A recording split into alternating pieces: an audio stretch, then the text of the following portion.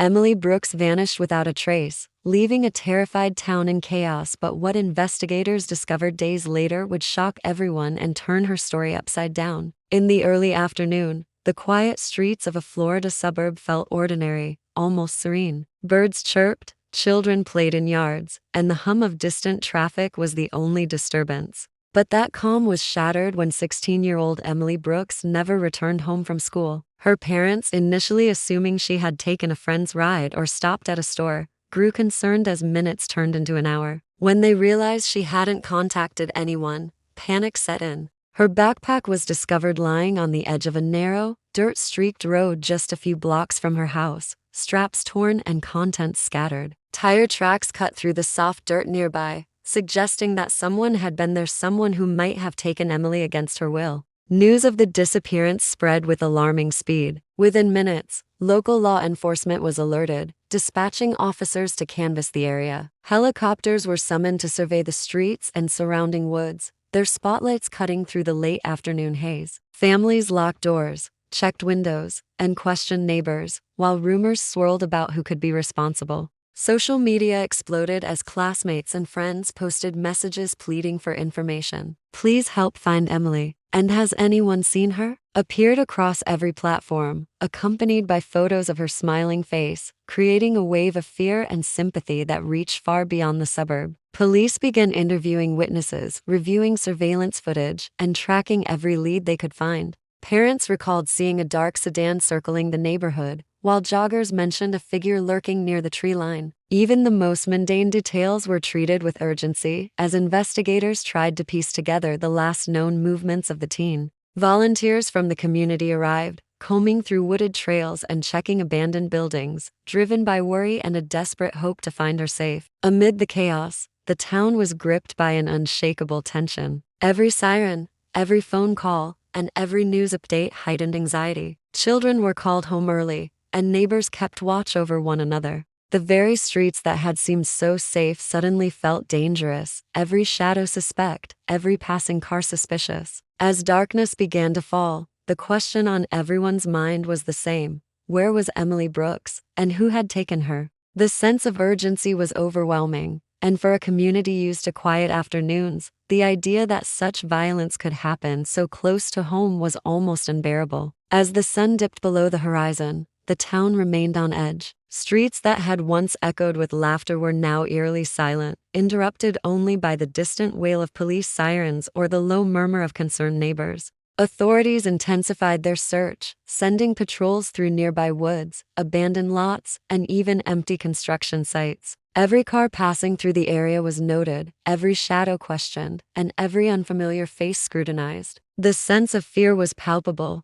spreading from house to house, as if the community itself was holding its collective breath. Parents kept children close, while older siblings patrolled streets with flashlights, hoping to spot anything unusual before it was too late. Meanwhile, investigators worked tirelessly to reconstruct Emily's final movements. Security cameras from local businesses were examined, timestamps cross-referenced, and traffic patterns analyzed. Small inconsistencies began to emerge: blurred footage of a figure in a hoodie, a fleeting glimpse of someone moving suspiciously near the scene, but nothing concrete. Each lead was a potential breakthrough, but the lack of definitive evidence left police frustrated and the public desperate. News crews arrived, broadcasting live updates that fueled the anxiety. Every report reminded residents of how quickly life could change, turning ordinary routines into moments of terror. Community members organized themselves in a show of solidarity, forming search parties and distributing flyers featuring Emily's smiling face. Candlelight vigils began to pop up in front of schools and parks, drawing hundreds of people together in shared worry.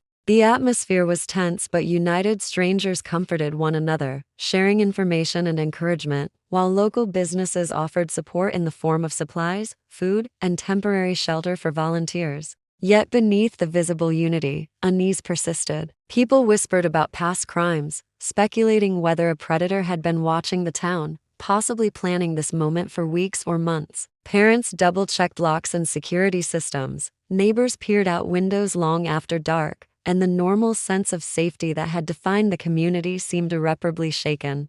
As the night stretched on, the fear was accompanied by a gnawing uncertainty. The question of what had happened to Emily Brooks haunted every mind, and the sense of helplessness was overwhelming. Every missed detail, every unturned corner, and every second of silence felt like an eternity. The town waited, trapped in a limbo between hope and dread, as investigators struggled to uncover the truth. The young girl's disappearance had transformed the community into a place of constant vigilance, where the ordinary became suspect and the familiar streets no longer felt safe. 3 days after Emily Brooks vanished, the tension in the town reached a fever pitch. Residents had begun to sleep in shifts, keeping watch over their neighborhoods, while law enforcement stretched every resource to its limit. Then, a breakthrough arrived that both terrified and shocked everyone: a video. The clip was brief, grainy, and captured Emily in what appeared to be a dark, confined space. Her wrists seemed bound, her expression terrified, and an indistinct figure lurked in the background. The footage was disturbing enough to confirm the worst fears that a violent abduction had occurred, and it ignited a surge of public urgency. Detectives mobilized instantly, expanding the search radius and intensifying efforts to identify the person in the video.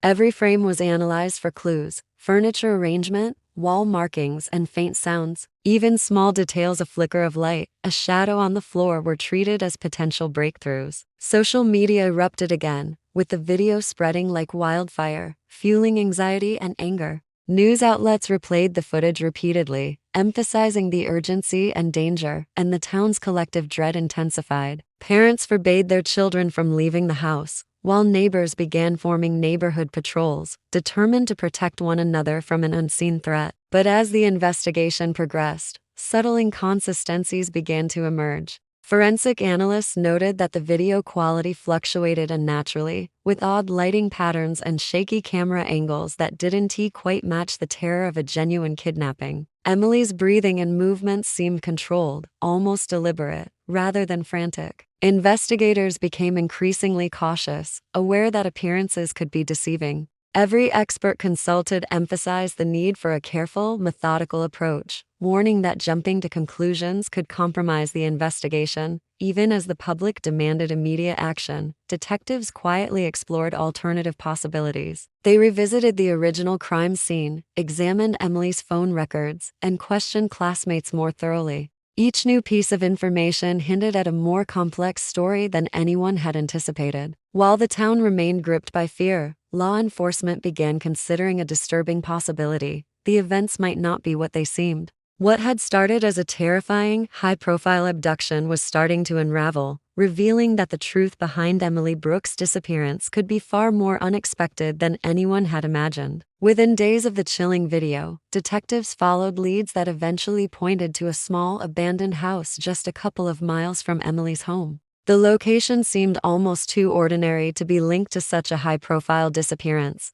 but investigators approached cautiously, mindful that any misstep could compromise crucial evidence. When they arrived, the scene that awaited them defied every expectation. Emily Brooks was there, alive and unharmed, sitting among scattered props that had been carefully arranged to simulate a violent abduction. Rope, tape, and even a few carefully placed shadows created the illusion of danger, but every detail suggested the scene had been meticulously staged. Forensic experts immediately began analyzing the video and the physical evidence, uncovering a series of deliberate choices that had made the hoax appear frighteningly real. The lighting in the video had been manipulated to cast ominous shadows, the camera angles designed to obscure the empty corners of the room, and the sounds of struggle had been artificially created. Investigators discovered text messages and social media posts between Emily and a close friend that detailed every element of the plan, from abandoning her backpack on the roadside to recording the kidnapping video. The chilling realization set in: everything that had terrified the town for days had been orchestrated by the teen herself. As the scope of the deception became clear, the community struggled to comprehend the motives behind it. Emily's actions were not driven by malice toward any specific person, nor by a desire for money. Instead, they stemmed from a desperate need for attention and validation, amplified by social media. She had sought sympathy, admiration, and notoriety, creating a narrative of danger and heroism that cast her at the center. The carefully crafted hoax had succeeded in capturing the attention of thousands, drawing national headlines, and mobilizing entire neighborhoods into frantic action.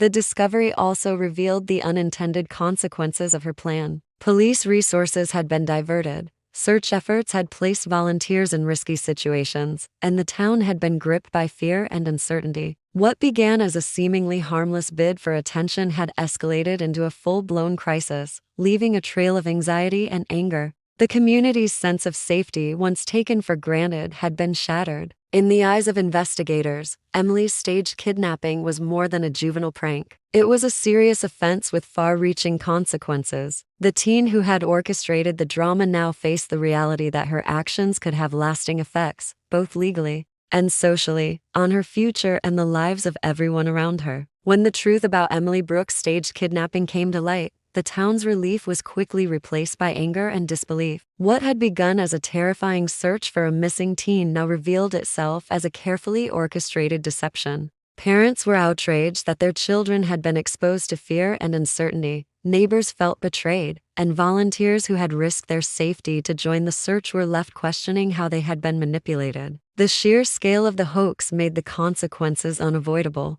Emergency services had been stretched to the limit, resources diverted from other critical needs, and the emotional toll on the community was undeniable. Authorities quickly began considering the legal ramifications of Emily's actions. Filing false reports, wasting police resources, and creating public panic were serious offenses, even for someone her age. Prosecutors warned that the teen could face charges that might follow her into adulthood, potentially impacting her future in school, work, and beyond. Experts noted that the combination of social media exposure and deliberate deception created a legal and ethical minefield, emphasizing that the consequences of a staged crime could be just as serious as a real one. Meanwhile, psychologists examined the motives behind the hoax, pointing to the pressures of adolescent life, a desire for attention, and the influence of online validation as contributing factors. In schools and online communities, Emily's story quickly became a cautionary tale. Classmates expressed shock and disappointment, while educators discussed the dangers of seeking recognition through extreme and dishonest means. Social media, once her tool for attention, now amplified criticism, with posts and news articles spreading nationwide. What Emily had hoped would gain her sympathy and admiration instead destroyed her credibility and reputation. Friends and family faced the challenge of rebuilding trust, and the teen herself was left to confront the consequences of her actions in a very public way. Despite the anger, the community began the slow process of healing. Residents held debriefings with local authorities, shared experiences, and reinforced neighborhood safety measures. Lessons were learned about vigilance, empathy, and the consequences of deception. For Emily, the incident marked a turning point, a moment when a craving for attention collided with reality, leaving legal repercussions, social condemnation, and personal reflection in its wake. The story of the Florida teen who faked her violent kidnapping became a powerful reminder that actions, even those intended as pranks, can spiral far beyond what anyone expects, and the aftermath can be as terrifying as the fiction that inspired it.